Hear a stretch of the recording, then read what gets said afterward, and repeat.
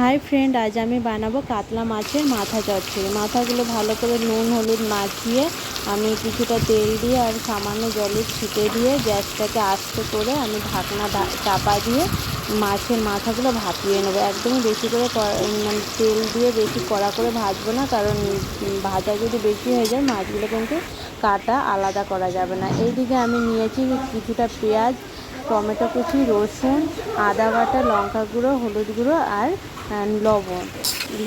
Tomato আর পেঁয়াজ এগুলো একটু বেশি করে নিতে হবে মশলাটা, নয়তো কিন্তু ভালো লাগবে না। এরপর আপনারা দেখুন আমি কীভাবে মাছের কাটা আর মাথাগুলো একটু আলাদা করে নিই, আপনাদের দেখিয়ে দিচ্ছি।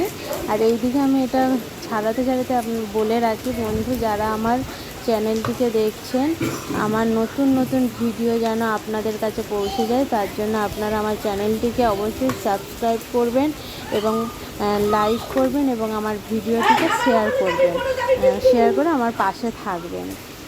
আর এইদিকে আমি কড়াইতে কিছুটা তেল দিয়ে আমি রসুন মানে ফোড়ন দিয়ে দেবো, আর দিয়ে দিচ্ছি পেঁয়াজ আর দেবো একটু পাঁচ ফোড়ন। আর এই সাইডে আমার কিছুটা পেঁয়াজ আমার কম মনে হচ্ছিল, মাথাটা যখন ছাড়িয়ে নিয়েছি মনে হচ্ছে পেঁয়াজ একটু কম আছে, যার জন্য আমি আবার একটু পেঁয়াজ কেটে এই পেঁয়াজ ভাজার সাথেই আমি মিশিয়ে নিয়েছি। আর দিয়েছি যে টমেটোগুলো নিয়েছিলাম, টমেটো, হলুদ গুঁড়ো, লঙ্কা গুঁড়ো, লবণ আর আদা বাটা দিয়ে মশলাটা আমি হালকাভাবে মানে হালকা আঁচেই রান্নাটা করব, ভাজতে থাকবো, কারণ মশলাটা যেন বেশি ভাজা না হয়ে যায়, একটু আটকাচা ভাজা থাকবে। এরপরে আমি যে মাছগুলো নিয়েছিলাম সেই ছাড়ানো মাছগুলো এরপরে এই মশলাটা ভালোভাবে ভাজা হয়ে গেলে এর মধ্যে দিয়ে দেবো। আর বলে রাখি এই রান্নাটা কিন্তু খুবই ইউনিক, আমার শাশুড়ি মায়ের কাছ থেকে আমার এই রান্নাটা শেখা। রান্নাটা করতে হয়তো একটু সময় লাগবে, কারণ কাটা ছাড়িয়ে করতে হয়, কিন্তু সত্যি বলছি মাথা চচ্চড়িটা করে যখন আপনারা ভাত দিয়ে খাবেন ভীষণই ভালো লাগবে খেতে। আর মাছের মাথায় ঝাল খেলে যেমন কাঁটাগুলো মুখে লাগে, এইভাবে যদি আপনারা রান্না করেন মাছের কাঁটা কিন্তু মুখে পড়বে না, ভাত দিয়ে ভালোভাবে খাওয়া যায়। এরপর আমি মাছগুলো দিয়ে দেখুন ভালোভাবে ভাজছি। আর এইদিকে যে কাঁটাগুলো নিয়েছিলাম সেই কাঁটায় যেহেতু কিছুটা মাছ বা তেল লেগে থাকে, যার জন্য, কারণ সেখান থেকে তো আমি সব মাছ ছাড়িয়ে নিতে পারিনি, তার কিছুটা জল দিয়ে মাছকে কাঁটাগুলো একটু ধুয়ে নেব।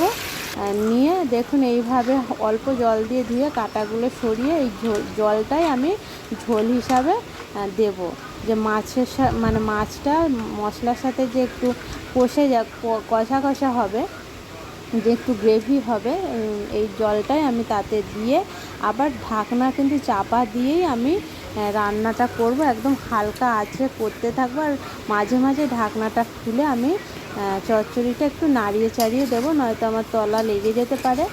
আর বন্ধুরা, লবণটা আর লঙ্কা ঝালটা যে যার পছন্দ মতন দেবে, এবার আমি বলে রাখি ঝাল এতে যেহেতু মাছের চচ্চড়ি, এতে একটু ঝালটা বেশি দিলে খেতে ভালো লাগে।